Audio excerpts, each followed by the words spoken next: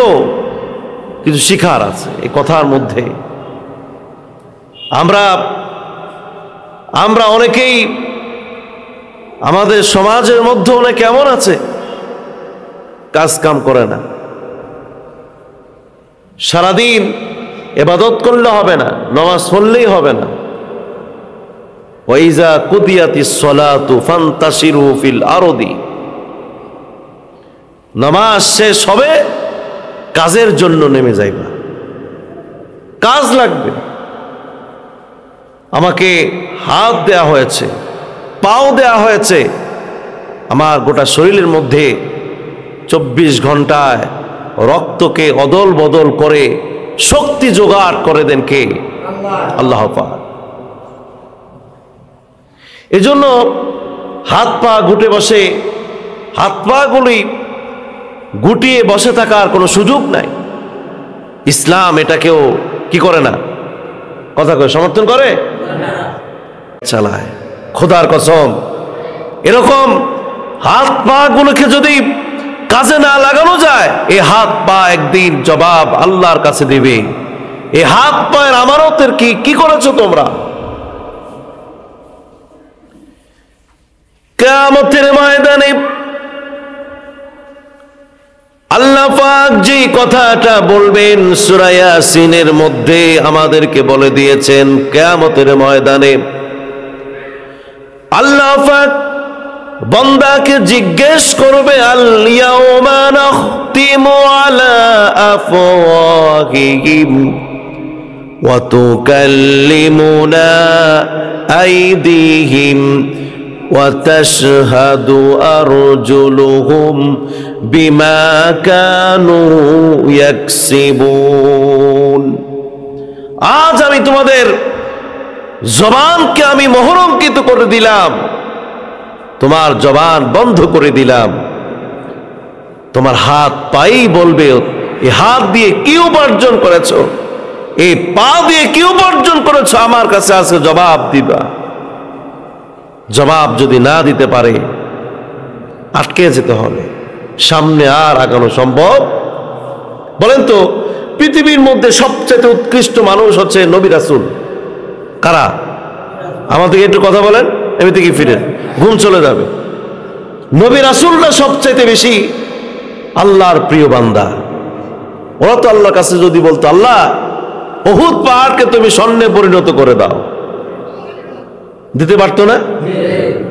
একটা পাহাড় যদি আপনার স্বর্ণ হয়ে যায়, স্বর্ণের মালিক যদি, এক স্বর্ণের পাহাড়ের মালিক যদি কেউ হয়, সারা জীবন আর কিছু লাগে? কিন্তু নবীরাতে এটা করে নাই। নবীরা ছাগল চড়াইছেন, বকরি চড়াইছেন, মাঠে কাজ করেছেন, হাল চাষ করেছেন, ব্যবসা বাণিজ্য করেছেন, লোহা পিটায়া বর্ম বানায়া লোহার কাজ করেছেন, তারা রুজি রোজগার করেছেন। কেউই কিন্তু বেকার বসে তারা খায় নাই, কারণ আল্লাহ পাকের অর্ডার হলো যা খাইবা তা যেন তোমার পবিত্র খাবার হয়। আর যদি কাজ না করে এমনে এমনে যদি সে উপার্জন করে ভিক্ষার হাত যদি মানুষকে বাড়ায়া দিয়া খায়, তাহলে এর জবাব তোমাকে আল্লাহর দরবারে দিতে হবে। হবে কি না? প্রিয় ভাইরা আমার, কাজ করতে হবে, পরিশ্রম করতে হবে। সেই পরিশ্রমের মধ্যে নিজের যদি খালেস নিয়ত থাকে আর যদি ফাঁকিঝুঁকি না থাকে, এই কর্মের মধ্যে বরকত দিয়ে দিবেন কে? আল্লাহ। আর সে ব্যবসা বাণিজ্যের মধ্যে যত কাজ করব না কেন, যদি খালেস ভাবে আল্লাহকে হাজির নাজির করে, যদি তার ব্যবসা বাণিজ্যগুলি, কর্মগুলি, ইনকাম যদি খালেস ভাবে অল্প টাকাও হয়, অল্প টাকার মধ্যে বরকত ঢেলে দিবেন কে? এটা আমরা বুঝাতে পারি না, যার কারণে আজকে যে যে কাজ করুক ওই কাজের মধ্যে ফাঁকি, ওই কাজের মধ্যে ধোঁকা, ওই ব্যবসা বাণিজ্য বা যেটাই করুক সেটার মধ্যেই সে ধোঁকাবাজি করতে চায়, মানুষকে ধান্দা করে নিজকে বড়লোক করাবার জন্য, বড়লোক হবার জন্য, অল্পতে লাভ করার জন্য সে কত কিছুই করে, কত কিছু করে। কিন্তু একটা কিছু মনে রাখবেন, একটা কথা মনে রাখবেন, আমি যাই কিছু করি না কেন, আমার আল্লাহ, কোনো মানুষ যদিও না জানে, আমার আল্লাহ কিন্তু গায়েবের খবর রাখেন। ওমরের জমানায় বুড়িমার স্বামী মারা গিয়েছে। সেই বুড়িমার আয়ের উৎস একমাত্র ওটের দুধ বিক্রি করে তাদের সংসারটা চলে। তাদের ঘরে শুধু তাদের মাছ, তার মেয়েটা আছে, আর কেউই নাই।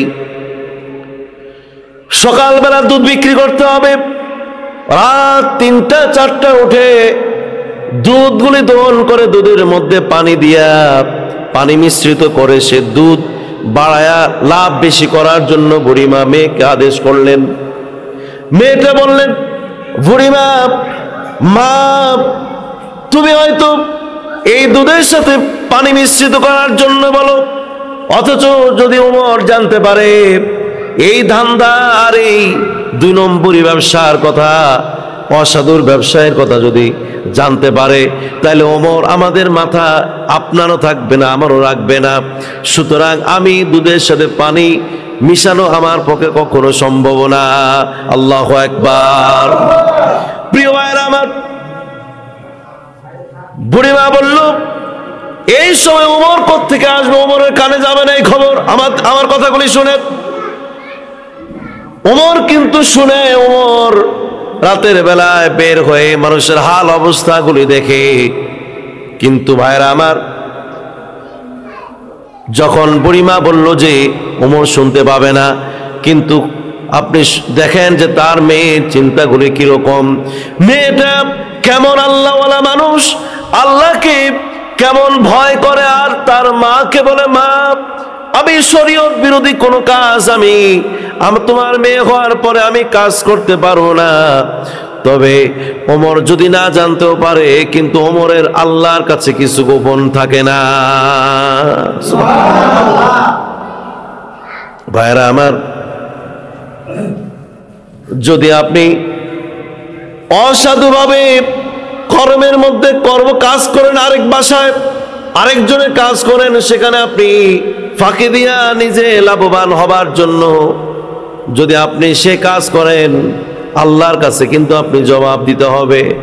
মালিক যদি আপনাকে নাও দেখতে পায়, কিন্তু ওই মালিকের যিনি মালিক, আপনার মালিক যিনি আপনাকে যিনি বানায়াছেন, ওই আল্লাহর কাছে কোনো কিছু গোপন থাকে না। ওই আল্লাহর কাছে সব কিছুই স্পষ্ট থাকে, ঠিক কিনা কোন? কিন্তু এটা আমরা বুঝি না, সব লাভের আশায়। কিন্তু আপনি জানেন, আঙ্গুল ফুলে যদি কলা গাছ হয়, ওই কলা গাছ বেশি দিন কি নয়, টেকসই না। বুঝলেন আমার কথা? টেকসই না।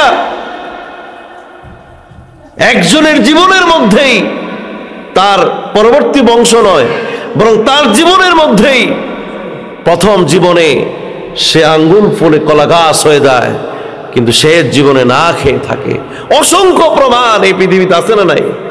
পৃথিবীর নামে আমাদের চোখের সামনে না খেয়ে আছে। এর জন্য সব সময় একটা মেসেজ নিয়ে যেতে হবে, এমন এমন ধনী হব যে ধনীর যেন টেকসই হয়, আল্লাহ পাকের নিয়ামত দেব সেটা যেন স্থায়ী হয়।